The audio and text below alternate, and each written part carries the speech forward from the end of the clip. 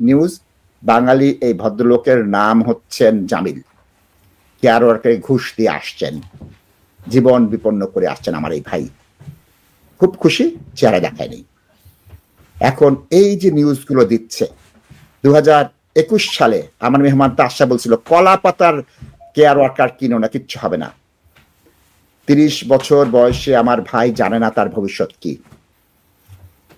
তিনি বাংলাদেশ থেকে আসছেন এবং লিম্বোর মধ্যে চলে আসছেন। তার কোম্পানি রিভোক হয়ে গিয়েছে, তাকে অ্যাবান্ডন করেছে। সে কি করবেন? ওই যে তার কলা পাতা কিনো, তার পে স্লিপের জন্য টাকা দিয়েছে।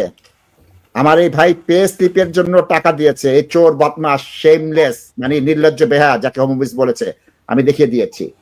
কিচ্ছু হবে না। জামিল তার আসল নেম না, বিবিসি ফেক নেমটা ইউজ করেছে। আমি খুশি। এখন এই শর্টেজ কেয়ারের নাম করে যে চুরি করেছে কেয়ার হোমের মালিকরা, হোমোবিস যে ভুল করেছে, হাজার হাজার দিয়ে দিয়েছে। এই যে মেসেজ পর্যন্ত দিয়েছে যে তুই টাকা দে আর ই কর, কোম্পানি লাইসেন্স চলে গেছে, চলে গেছে, তারপর আর কোনো উত্তর নাই।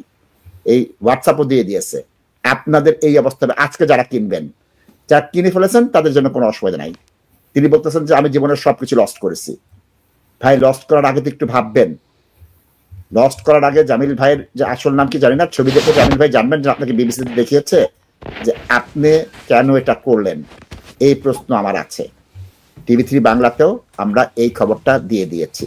এই খবর দিয়ে কোনো লাভ হবে না, কারণ কি আপনারা এই জিনিসটা শুনবেন কিনা। আসল জিনিস হচ্ছে এটা দর্শক, এটা ওয়ার্ক রাইট সেন্টার সরকারকে কি বলছে। আমি খুব খুশি এই